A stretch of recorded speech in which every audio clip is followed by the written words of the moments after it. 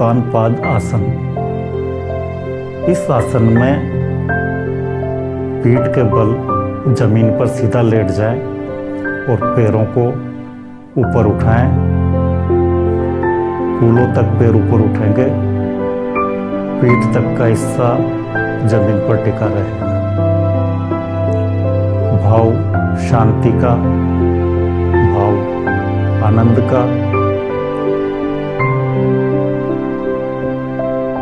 10-15 second से लेकर जितनी देर तक सहजता से आप इस स्थिति में रह सकते हैं उतनी देर तक इस आसन में रहें।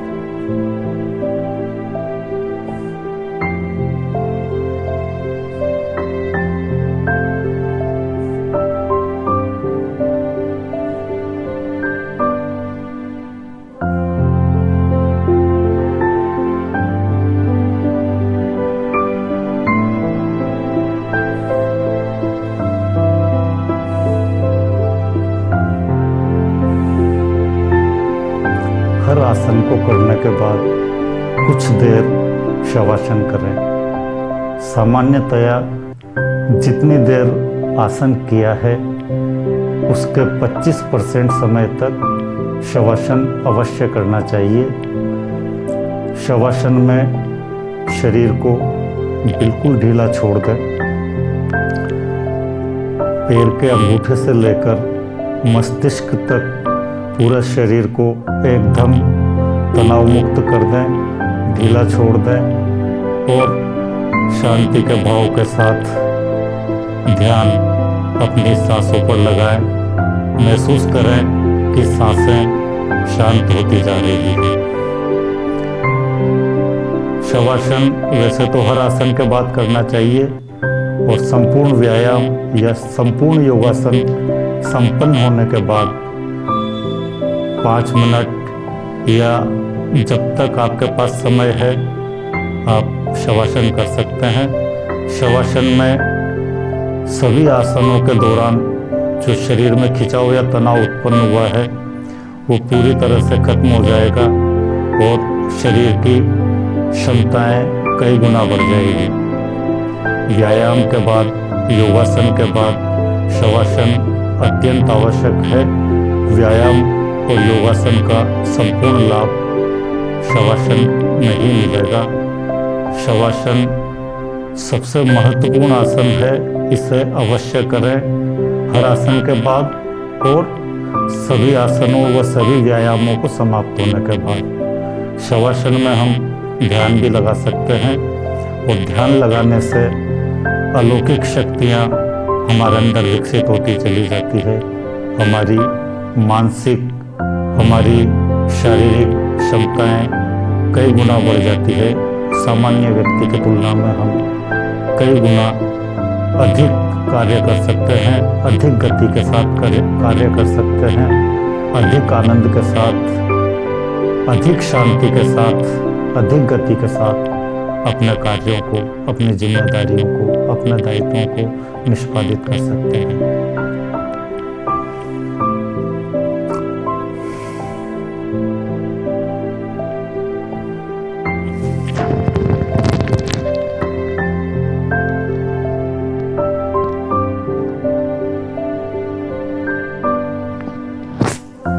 यह है नौकासन। नौकासन में पीठ के बल लेटते हुए पैरों को और कंधों को ऊपर उठाना है। इस आसन में भी 10-15 सेकंड से लेकर जहाँ तक सहजता से कर सके, आराम से कर सके उतनी देर तक करें। नौकासन समस्त पेट रोगों का नाश करता है। इसके अलावा पूरे शरीर में रक्त संचार तीव्र गति से होने लगता है और संपूर्ण शरीर के सभी रोग नष्ट होने लगते हैं। इस आसन में हमारे शरीर की आकृति नाव की तरह हो जाती है।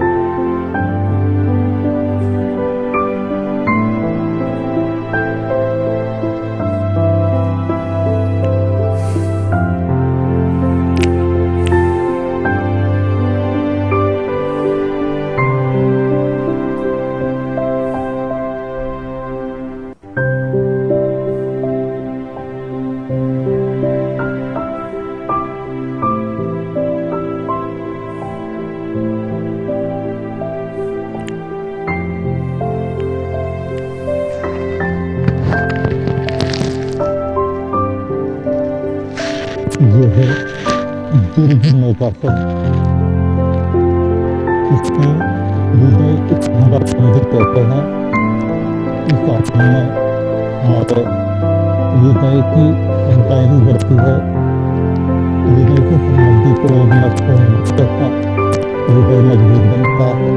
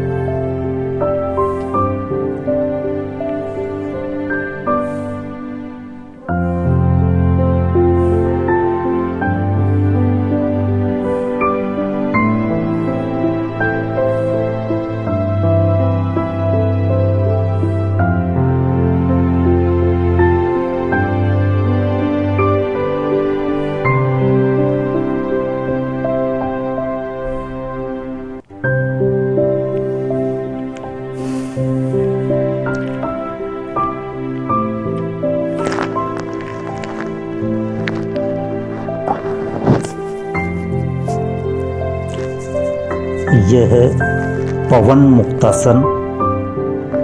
इस आसन में पीठ के बल जमीन पर लेटने के बाद पैरों को घुटने से मोड़ते हुए पेट की तरफ मोड़ा जाता है और ठुड्डी को घुटनों के लगाते हुए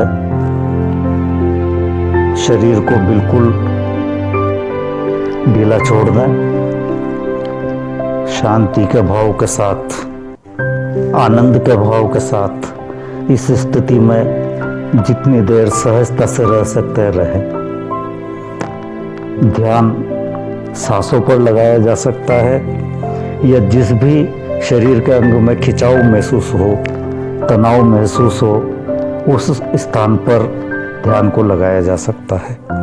और जहाँ खिंचाव या तनाव है उस स्थान को ढीला छोड़ दें, उस स्थान के तनाव को ध्यान लगाकर खत्म करने का प्रयास करें।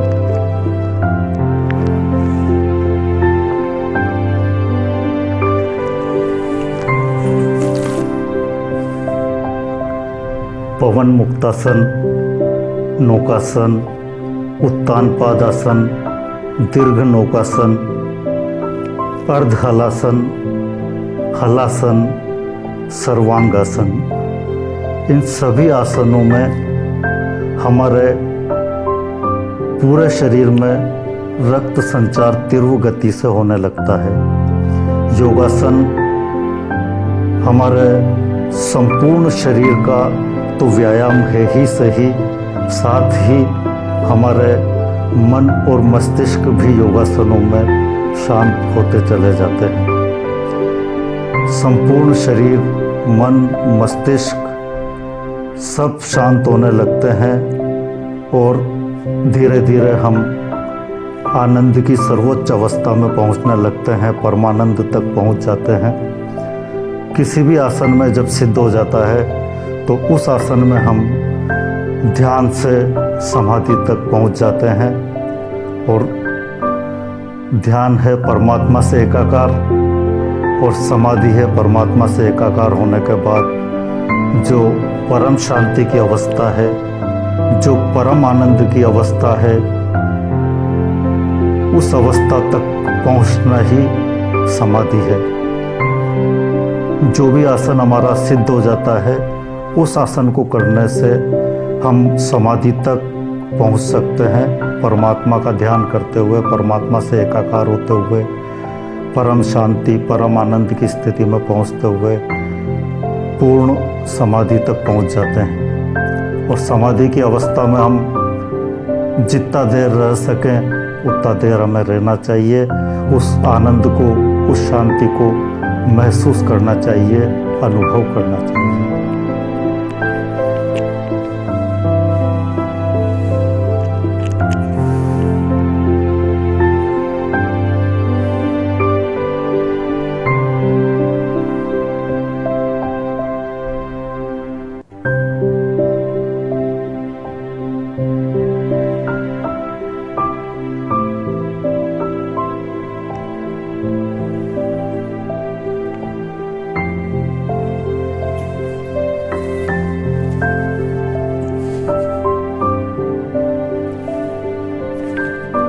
ये है अर्ध हलासन।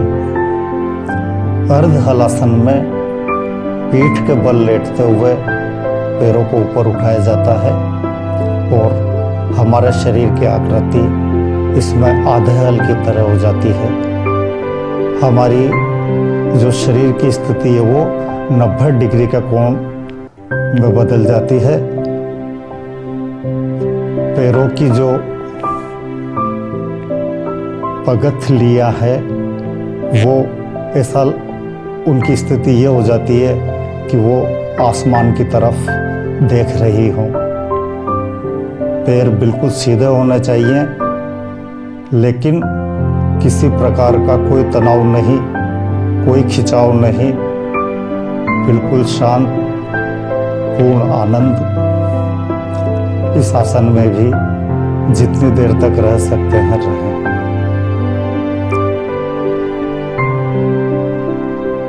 किसी भी आसन को करें पूर्ण लाभ प्राप्त होते हैं।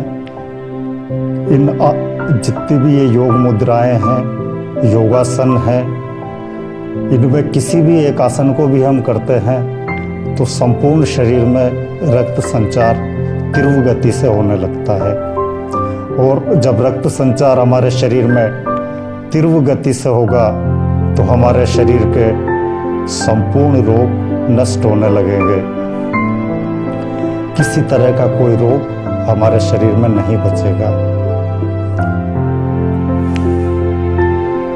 कम से कम हमें 10 से लेकर 15 आसन अपनी दैनिक दिनचर्या में नियमित रूप से सम्मिलित करने चाहिए। कठिन आसन नियमित अभ्यास से धीरे धीरे पूर्ण स्थिति तक सिद्ध हो जाते हैं।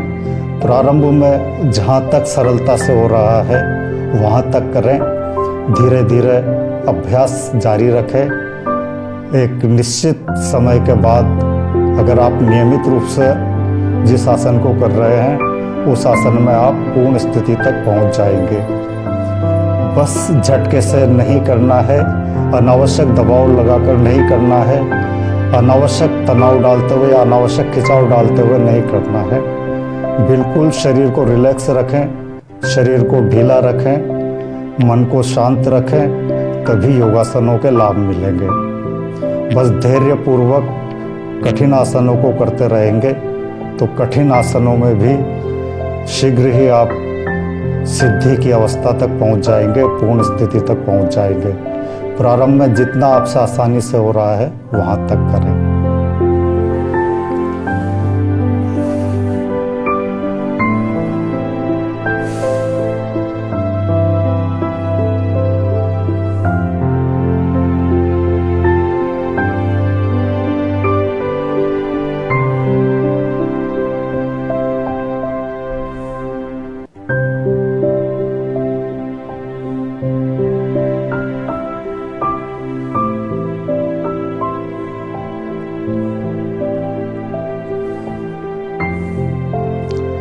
अब मैं जो आसन बताने जा रहा हूँ वो है हलासन। पैरों को पीठ के बल लेटते हुए पैरों को ऊपर उठाना है। उसके बाद पैरों को उठाते हुए पीठ को नीचे झुकाते जाए, बिल्कुल सहजता के साथ, शांति के साथ, आराम से आनंद का अनुभव करते हुए आप पैरों को नीचे आराम से झुकाते रहे। झटके से नहीं करना है, बिल्कुल आराम से। हलासन में हमारे शरीर की आकृति हल्के समान हो जाती है। ये एक कठिन आसन है जो नियमित अभ्यास से पूर्ण स्थिति तक सिद्ध हो जाता है। धीरे धीरे पैरों को नीचे झुकाते रहे। इस आसन में भी 10-15 सेकंड से लेकर जितनी देर तक आप सहजता के साथ कर सके, आराम के साथ कर सके, आनंद और शांति के साथ कर सके, उतनी देर तक इस आसन को करें, इस आसन में रहें।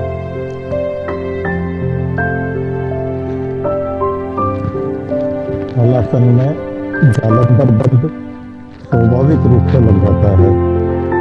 जालंधर बंद में हमारे गले की ठुड्डी और गला एक हो जाते हैं, और जालंधर बंद लगने से हमारे गले से संबंधित संपूर्ण रोग नष्ट हो जाते हैं। पेट और पीठ से संबंधित और घुटनों से संबंधित रोग तो आसन में नष्ट होंगे ही सही, इसके अलावा संपूर्ण शरीर में रक्त संचार शुरू होने से संपूर्ण शरीर के रोग नष्ट होते चले जाएंगे।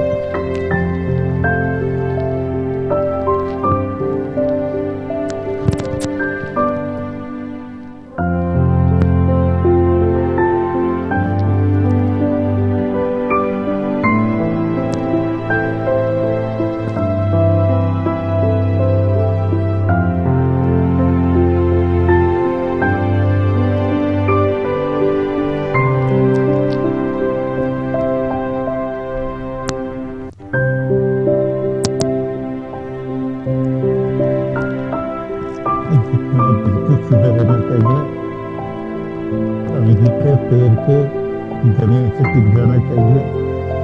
ये इस आसन की पूर्ण अवस्था है। इसमें जितनी देर तक आप रह सकते हैं उतनी देर तक रहें।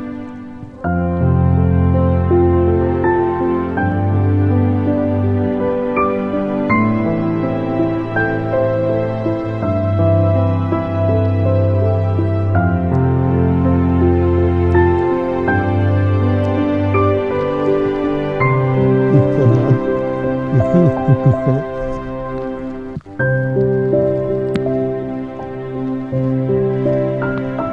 आगे बढ़ते हुए सर्वांगासन भी किया जा सकता है।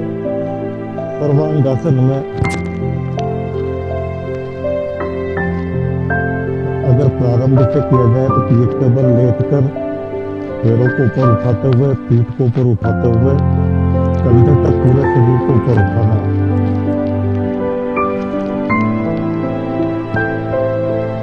हलासन से वापस सामान्य स्थिति में आते हुए भी सर्वांगासन किया जा सकता है। सर्वांगासन में सिर, गर्दन और कंधा जमीन पर टिका रहता है और संपूर्ण पैर सीधे हो जाते हैं। पैरों को सीधे रखना है, बिल्कुल ढीले छोड़ दे पैरों को।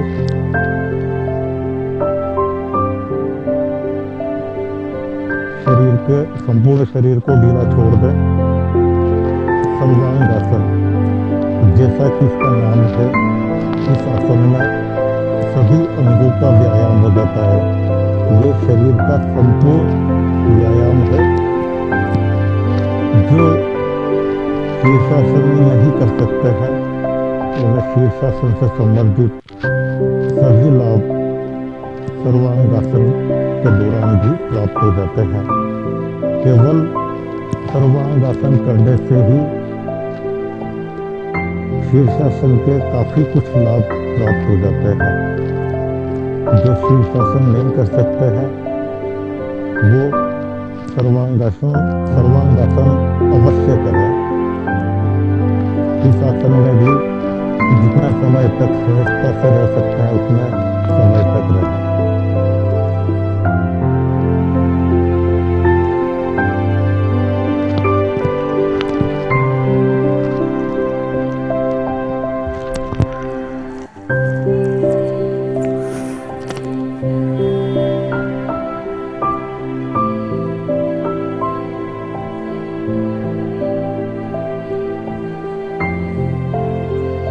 अर्ध हलासन की स्थिति में आते हुए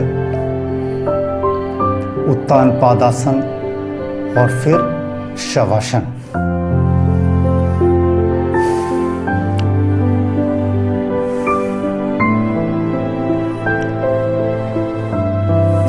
शवासन में पीठ के बल लेटने के बाद पैरों को ऊपर उठाना है। पैरों को ऊपर उठाते हुए कंधे तक पूरे शरीर को ऊपर उठाना है। कंधे तक पूरे शरीर को ऊपर उठाते हुए पैरों को करीब 18 इंच तक, 12 से 18 इंच तक गैप के साथ रखें, या उतना रखें जिसमें आपको आराम मिले। हाथों को पेट के नाभि के ऊपर रख सकते हैं।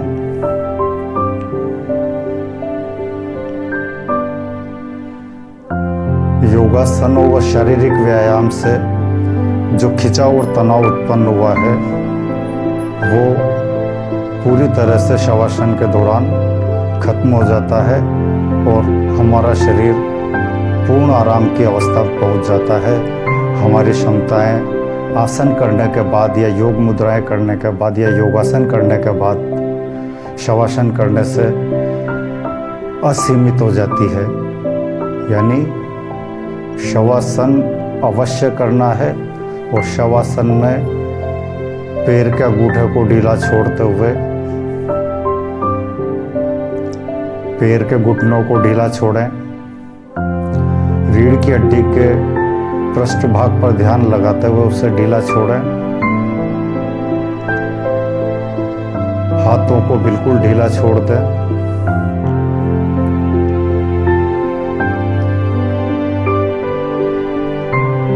कंधों को बिल्कुल ढीला छोड़ दें।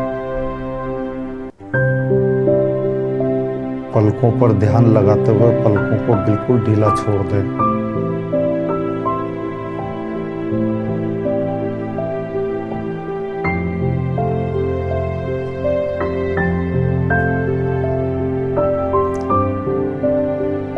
सांसों पर ध्यान लगाते हुए महसूस करें कि हमारी सांसें शांत होती जा रही है। हम पूर्ण शांति की अवस्था में पहुंचते जा रहे हैं। पूर्ण तनाव मुक्त स्थिति, पूर्ण शांति की स्थिति।